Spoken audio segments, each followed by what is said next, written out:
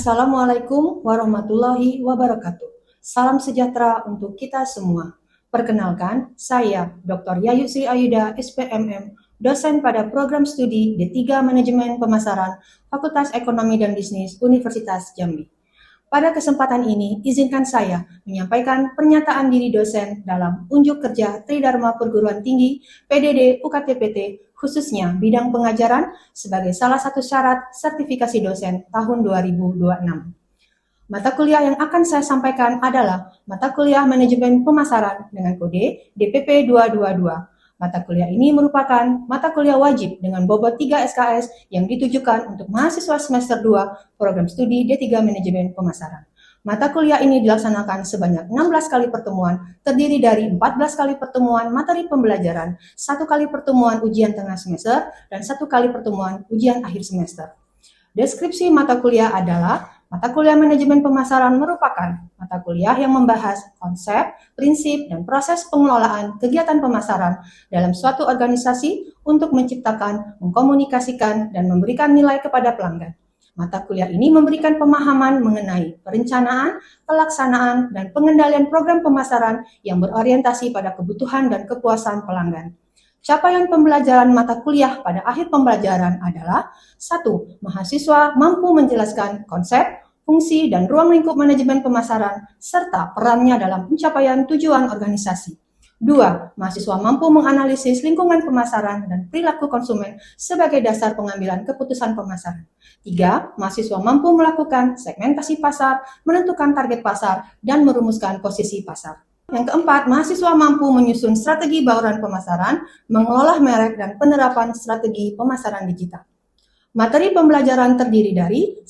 Konsep manajemen pemasaran, 2. Ruang lingkup dan proses manajemen pemasaran, 3. Lingkungan pemasaran, 4. Perilaku konsumen, 5. Riset pemasaran dan analisis pasar, 6. Segmentasi pasar, targeting dan positioning, 7. Bauran pemasaran, 8. Membangun dan mengelola merek, 9. Komunikasi pemasaran, dan 10. Strategi pemasaran digital. Sistem pembelajaran berupa blended learning yang mengintegrasikan pertemuan tatap muka di kelas dan penggunaan LMS model e-learning.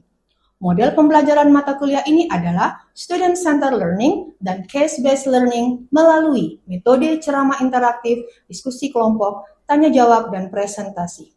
Media pembelajaran menggunakan PPT, video, LMS e-learning Universitas Jambi untuk akses pengumpulan tugas dan pengunduhan materi, dan aplikasi Zoom Meeting. Referensi yang digunakan dalam pembelajaran ini berasal dari buku, jurnal ilmiah, dan referensi lainnya yang mengandung nilai kebaharuan agar mahasiswa mengikuti dinamika perkembangan konsep pemasaran. Referensi juga berasal dari buku karya saya sendiri yang saya tulis bersama dosen pengampu manajemen pemasaran lainnya. Komponen utama dalam pembelajaran ini menggunakan konsep DIA, yaitu Delivery, Interaction, dan Assessment. Pada komponen delivery, saya akan berfokus pada perencanaan dan penyampaian materi agar dapat diterima dan dipahami secara optimal oleh mahasiswa. RPS disusun bersama tim dosen pengampu mata kuliah, kemudian divalidasi oleh koordinator Prodi D3 Manajemen Pemasaran. Pada komponen interaction, saya memulai proses pembelajaran di kelas dengan pertanyaan pemantik, memberikan kasus yang didiskusikan secara kelompok. Mahasiswa diberi kesempatan untuk menyampaikan pendapat dan memperoleh umpan balik secara langsung.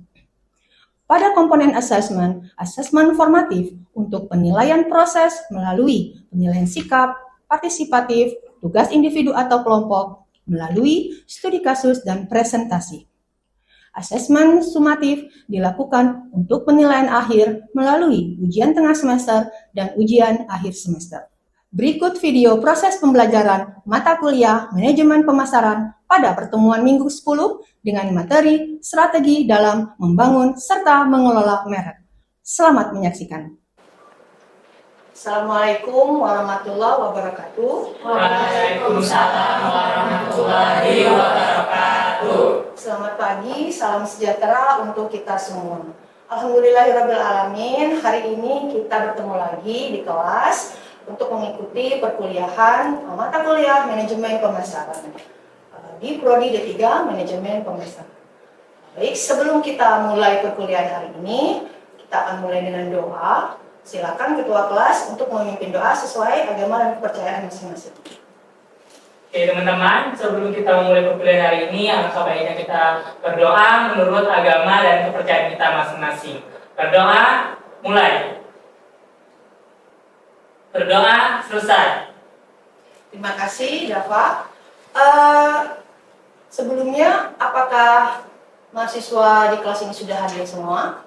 Alhamdulillah hadir semua, Bu. Baik, terima kasih Dava sebagai ketua kelas. Nah, Ananda sekalian, minggu lalu di pertemuan ke-9 kita sudah membahas tentang positioning produk. Sebelum kita membahas materi untuk minggu ini, kita akan mengingat dan mereview sebentar sedikit terkait materi yang sudah kita bahas minggu lalu. Siapa yang ingat minggu lalu kita membahas apa? Positioning product. Ya, Naswa? Penjelasannya.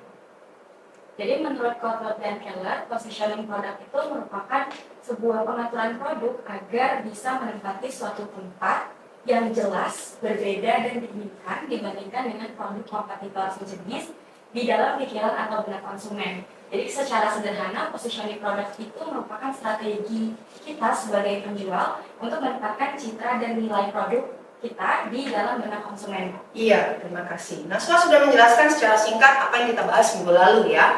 Nah, kalau gitu saya ingin tanya lagi, sebenarnya apa saja sih strategi yang bisa dilakukan untuk meningkatkan positioning produk? 3 strategi saja ya. Siapa yang bisa menjawab? Silakan tunjuk tangan. Silakan Afan. Ya. Strategi positioning produk itu ini ada banyak, cuman ya 3 yang paling utama. Jadi pertama terkait identifikasi target pasar.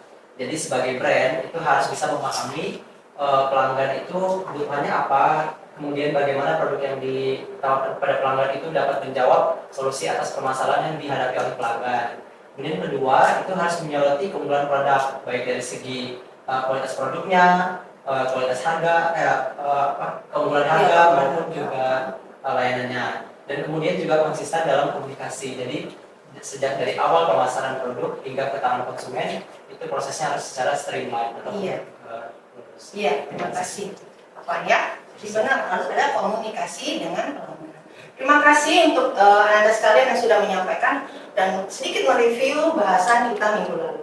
Nah, minggu ini kita akan masuk ke topik berikutnya tentang membangun dan mengelola merek. Tapi sebelum kita masuk ke materi sebelumnya, Ibu ingin menyampaikan dulu subcapaian pembelajaran mata kuliah ini. Yang pertama, kita akan melihat kemampuan akhir yang diharapkan. Di akhir perkuliahan, mahasiswa diharapkan mampu menjelaskan konsep, tahapan, dan strategi dalam membangun serta mengelola merek. Sementara, indikator capaian pembelajaran mata kuliah ini yang pertama, mahasiswa mampu menjelaskan pengertian merek, branding, dan brand equity. Yang kedua, mahasiswa mampu mengidentifikasi fungsi dan manfaat merek bagi perusahaan dan konsumen. Kemudian yang ketiga, mahasiswa mampu menjelaskan unsur-unsur pembentukan identitas merek atau brand identity. Yang keempat, mahasiswa mampu menguraikan tahapan dalam proses pembangunan merek. Yang kelima, mahasiswa mampu menganalisis strategi diferensiasi merek. Dan yang keenam, mahasiswa mampu menjelaskan konsep pengelolaan merek atau brand management. Selanjutnya, saya akan menunjukkan gambar dan tolong Anda perhatikan. Gambar ini menunjukkan beberapa identitas yang dimiliki oleh perusahaan. Ada yang mengenal gambar apa aja ini? Saya Google. Iya, silakan Gabriel. Ada Adidas, itu merek sepatu, ada Qantas, itu merek dari penerbangan dari maskapai Australia. Iya, cukup. Ini apa? Kira-kira menurut Anda sekalian? Brand. Iya, brand ya. Iya, betul. Ini adalah brand atau merek terkenal di dunia. Saya yakin beberapa di antaranya sudah sangat familiar dan sudah sering kita lihat sehari-hari. Kalau itu kita lihat definisi dari brand. Brand ini sebenarnya apa sih? Kalau menurut definisinya secara general, brand ini adalah nama, istilah, kemudian tanda, simbol, desain atau kombinasi di antara semuanya yang dapat menjadikan identitas produk atau jasa sehingga dia membedakan dengan pesaing. Nah, menurut Philip Kotler, brand ini bertujuan untuk mengidentifikasi produk atau jasa. Kemudian brand bukan hanya sekedar janji, ide atau harapan yang dirasakan konsumen, tapi brand harus bisa menjadi pembeda antara perusahaan dengan kompetitornya. Ya, tadi bisa kita simpulkan bahwa brand bukan hanya logo, gambar, simbol atau warna tertentu ya, tapi harus mengandung pembeda agar bisa diidentifikasi sebagai sesuatu hal yang berbeda dengan kompetitornya. Nah, apakah brand dan branding itu sama atau berbeda? Berbeda, sama. Berbeda, ya, sama. Kalau sama, mengapa? Dan kalau berbeda, mengapa? Kalau brand dan brand itu sama atau berbeda? Berbeda. Coba silakan Naswa. Kalau menurut Naswa, brand dan branding itu berbeda, Bu. Kalau brand itu yang tadi seperti Ibu jelaskan, nama dan identitasnya. Sementara kalau branding itu gimana cara brand tadi strategi yang dilakukan untuk membranding atau menjadi pembeda tadi, Bu. Iya. Jadi brand itu identitasnya, branding itu strategi. Iya, tepat sekali. Betul ya. Istilahnya itu hampir mirip, tapi sebenarnya maknanya berbeda. Kalau tadi brand lebih kepada ciri, identitas, logo yang menjadi pembeda, kalau branding lebih kepada proses dan strateginya. Yang untuk apa? Untuk memperkuat, untuk membangun, mengelola, bahkan sudah sampai mendesain, merencanakan. Dan benar tadi kata temannya, harus ada komunikasi. Sehingga branding itu selain dia nama, merek, tapi juga harus ada yang dikomunikasikan. Bisa berupa idenya, karakternya, kredibilitasnya, persepsinya, dan itu harus ada di benak konsumen. Positif branding atau negatif branding yang diharapkan dari strategi ini? Positif. Benar, harus positif branding. Itu yang diinginkan semua brand, semua perusahaan. Tapi yang harus diingat, positif branding tidak hanya dibangun melalui janji, namun harus dengan komitmen dan konsistensi yang sejalan dengan nilai dan kualitas produk. Oke, karena ada yang overclaim bahwa produknya bagus, brandingnya keren, kualitasnya juara ya. Tetapi ketika konsumen sudah mencoba dan merasakan dan janji yang diberikan tidak sesuai, yang muncul bukan lagi positif branding, namun sebaliknya negatif branding. Nah, ini adalah fungsi dan manfaat merek. Dari awal kita sudah membahas bahwa brand itu adalah identitas. Maka fungsi yang pertama dengan adanya branding bisa menciptakan identitas merek, ya, kepribadian, karakter merek, nilai-nilai yang dipegang itu harus terlihat dari proses branding yang dilakukan. Yang kedua, dengan branding yang baik akan muncul diferensiasi atau pembeda dari pesaing. Nah, di dunia bisnis yang serba kompetitif ini menjadi berbeda itu keharusan, ya, sehingga tidak membingungkan konsumen dan memastikan bahwa konsumen memilih produk itu sesuai dengan yang dia butuhkan. Oke, dengan branding yang baik, yang dibangun adalah kepercayaan dan kredibilitas. Branding yang konsisten dan profesional akan meningkatkan persepsi dan pada akhirnya tumbuhlah kepercayaan konsumen. Nah, yang keempat fungsinya adalah memperkuat strategi pemasaran. Branding ini jadi fondasi, jadi landasan. Dalam setiap kegiatan pemasaran, kalau brandingnya kuat, maka promosinya juga akan lebih efektif. Apa yang terjadi sebaliknya jika produk, perusahaan, atau satu merek dia tidak tahu dia ingin membranding mereknya seperti apa, maka itu akan membuat promosi jadi tidak efektif. Ya, itu adalah tadi 4. Yang pertama, menciptakan identitas merek. Yang kedua, diferensiasi dan pesaing. Ketiga, betul. Dan yang keempat, memperkuat strategi pemasaran. Oke, kita lanjut. Dan ini adalah 4 elemen pembentuk merek, silakan dilihat dulu. Yang pertama itu brand identity. Tadi sudah kita bahas ya terkait logo, warna, slogan, bentuk, atau kombinasi di antaranya. Ada merek yang hanya tulisan saja, ada yang hanya simbol, ada juga yang menggabungkan semuanya.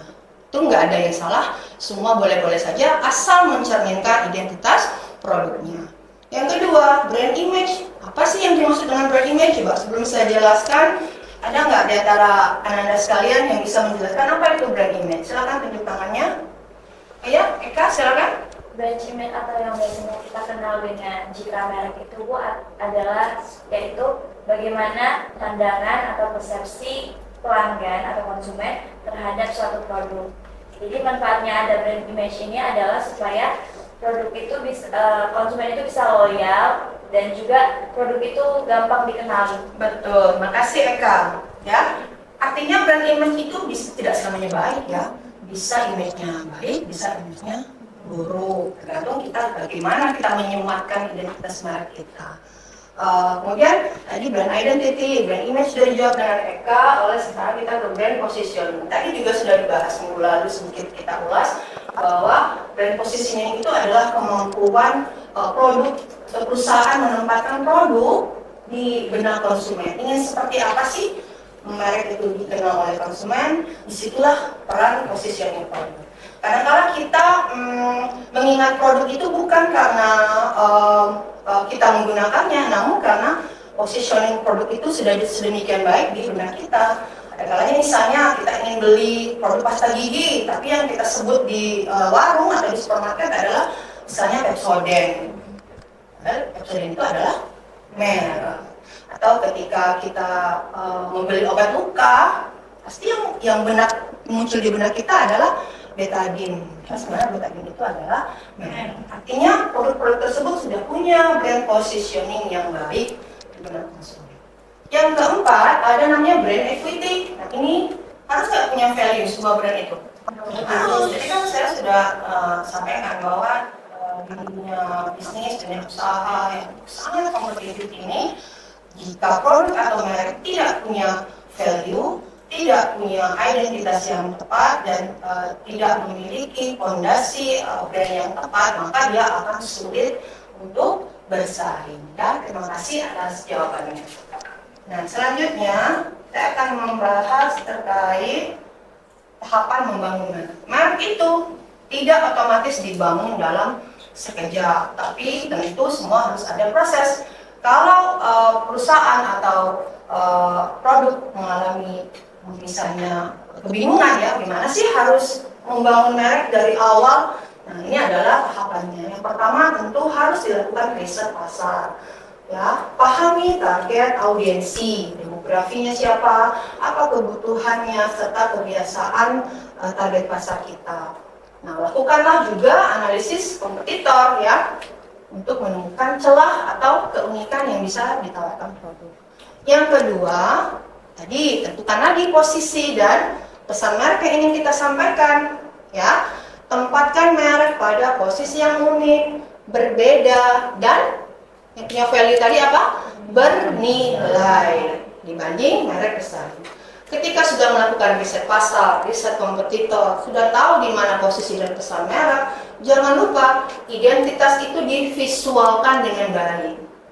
Dengan memilih logo yang ikonik, tagline, slogan, jargon, atau kalimat-kalimat pendek yang mudah diingat. Selanjutnya, membangun komunikasi kepada pelanggan dan pengalaman yang konsisten. Gimana sih membangun komunikasi itu bisa dilakukan? Nah, kita punya media sosial. Di semua saluran pemasaran itu bisa dimanfaatkan. Ya, kita bisa menunjukkan kemasan produk kita di media sosial. Kita bisa menyampaikan informasi di situs web. Bahkan kita bisa menyampaikan ini ke banyak konsumen di ruang lingkup yang lebih besar. Dan pesan ini harus disampaikan tadi ya, sesuai dengan poin 1, 2, dan 3. Nah, terakhir, Ketika melakukan tahapan membangun merek, lakukanlah evaluasi. Jalin komunikasi dengan pelanggan. Respon-respon konsumen itu penting loh kita ketahui ya. Jangan abai dengan respon yang diberikan konsumen, karena secara langsung maupun tidak langsung feedback yang diberikan konsumen akan membuat produk kita terus berkembang, ya, memperbaiki diri, dan kedepannya tentu akan lebih baik. Ada berapa? Ada 4 ya, tahapan membangun merek. Nah, selanjutnya ini. Kalau tadi kita bicara positioning, saatnya kita membahas tentang strategi diferensiasi. Ada 5.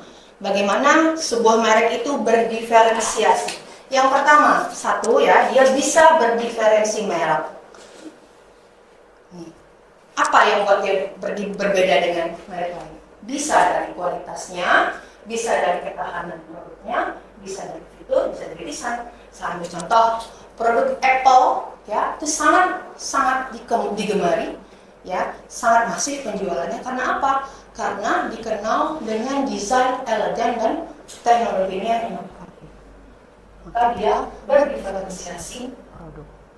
Yang kedua, bisa juga melalui diferensiasi pelayanan. Ini kalau bisnis atau usahanya di bidang jasa, ya.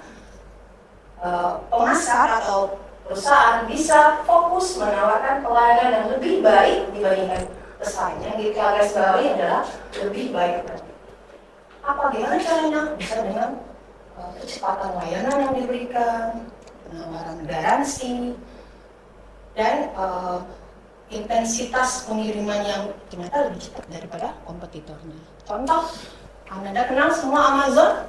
Nah, Amazon itu dikenal dengan layanannya yang super cepat dan juga efisien. Apalagi jangkauannya seluruh dunia ya, tapi dia bisa memastikan bahwa layanan pengiriman antar barangnya bisa cepat. Dia memilih diferensiasi nomor 2. Bagaimana kalau diferensiasi personal? Maka fokusnya adalah ke SDM-nya. SDM-nya yang di-push untuk bisa berbeda dengan kompetitor. Kompetensinya, keramahannya, kemudian apa lagi? Responsifnya. Kalau kita bicara di hospitality sektor, maka di perhotelan itu ada Ritz-Carlton, ya, jejaring perhotelan yang luas di dunia, sama terkenal dengan pelayanan karyawannya yang profesional. Oke. Kemudian jika ingin berdiferensiasi di saluran distribusi juga bisa, ya, mudah pembelian, aksesnya gampang didapat, jangkauannya banyak dan luas. Kita bisa ambil contoh gerai retail modern Alfamart dan Indomaret, ya. Kenapa dikatakan jangkauannya luas dan aksesnya mudah? Karena retail ini ada di mana-mana kan. Ini memudahkan konsumen untuk mendapatkan kebutuhannya. Contoh ya. Kemudian diferensiasi image. Nah, kalau merasa belum bisa berdiferensiasi di pelayanan, belum bisa di personal, belum bisa di saluran distribusi, bisa aja dulu memiliki pembeda dari sisi image-nya. Misalnya, bangunlah persepsi dan identitas merek yang kuat ya. Melalui apa? Tadi, logonya, tagline-nya, dan sebagainya. Saya kasih contoh, Nike itu tagline-nya sangat fenomenal ya. Ada kata apa? Just do it. Ya, hanya itu, hanya Nike yang punya. Kita kalau produk lokal kita ada Le Mineral, apa tuh? Nah, ada manis-manisnya. Pasti semua orang langsung tergiring opininya bahwa itu adalah slogan dari Le Mineral. Tuh ya. Yang harus diketahui berdiferensiasi bukan hanya satu, tapi bisa. Kalau semuanya bisa, sangat baik, sangat baik. Kalau semuanya bisa. Namun ini kita bisa fokus di salah satu diferensiasi. Selanjutnya, ini adalah strategi brand management. Kalau sudah bisa melakukan diferensiasi, tahu positioningnya, tahu identitas, image, dan semuanya, saatnya kita mengelola. Yang lebih dikenal dengan istilah brand management. Ya, ini adalah serangkaian kegiatan yang dilakukan perusahaan untuk membangun, mempertahankan dan meningkatkan nilai serta citra merek. Ini bisa nih, 1, membangun identitas merek, tadi sudah kita bahas. menjaga konsistensi merek, ya. Itu contohnya misalnya dari awal membangun kita konsisten pesan itu kita bawa. Tidak misalnya 3 tahun ke depan berubah haluan atau bingung atau ingin merubah lagi, sebaiknya tidak dilakukan karena konsistensi merek itu penting dan sifatnya jangka panjang. Kemudian yang ketiga, tingkatkanlah kualitas produk dan layanan. Yang keempat, membangun hubungan baik dengan konsumen. Tadi kita sudah mendiskusikannya. Kemudian melakukan inovasi secara berkelanjutan. Inovasi satu hal yang penting dan tidak bisa kita abaikan, ya. Terus melakukan inovasi, melihat perkembangan zaman, kemudian menambah fitur yang memang dirasakan harus, merupakan cara-cara efektif untuk melakukan inovasi. Dan jangan lupa mengukur dan mengevaluasi kinerja mereka. Oke, apakah bisa dipahami? Bisa. Saya akan membagi kelas menjadi kelompok kecil dan akan memberikan tugas untuk didiskusikan. Ya, silakan bentuk kelompok yang terdiri dari 3 atau 4 orang dan silakan diskusikan. Temanya adalah atau topiknya adalah tadi kita sudah membahas kemampuan perusahaan untuk membranding, ya. Nah, studi kasus yang ingin saya berikan ke kalian adalah terkait branding di UMKM, usaha mikro, kecil, dan menengah. Silakan dibahas di kelompok. Apa tantangan dari branding yang dilakukan oleh UMKM? Silakan, saya beri waktu 15 menit untuk berdiskusi. Oke, berasa cukup ya? Berasa cukup ya? Silakan satu orang perwakilan dari masing-masing kelompok untuk menyampaikan hasil diskusinya. Dan mulai dari mana dulu? Silakan. Silakan berdiri. Izin Ibu, saya Felicia, mewakili dari kelompok 1. Dari diskusi yang sudah kami lakukan tadi, di mana bagaimana sih UMKM sulit membangun brandingnya, Ibu. Dari pertama yang kami diskusikan bahwa UMKM itu awalnya sulit di modal yang terbatas, di mana dari modal yang mereka yang terbatas itu kan sekarang kalau misalnya marketing membranding ke berbagai media sosial atau situs itu banyak sekali yang harus dibayar karena banyak yang premium. Itu salah satu modal terbatas. Yang kedua dari SDM mereka sendiri, di mana tidak semua mereka memiliki SDM yang baik dalam sisi marketingnya. Iya. Baik, itu tadi dari kelompok sendiri. Iya, terima kasih beri applause-nya. Kira-kira ada tidak yang mau menanggapi pernyataan dari kelompok 2 dan kelompok 1? Ya, benar ya. Kesulitannya salah satu dari akses permodalan, kemudian sulitnya bersaing dengan kompetitor, dan barangkali yang perlu harus kita garisbawahi adalah tadi kemampuan membangun brand atau brand management yang mereka belum secara literasinya belum mereka kuasai. Ya, untuk kelompok yang lain, Ibu rasa cukup ya diwakili oleh kelompok 1 dan kelompok 2. Anak-anak sekalian, nah sebelum kita masuk kesimpulan, silakan saya beri kesempatan jika ada yang ingin ditanyakan.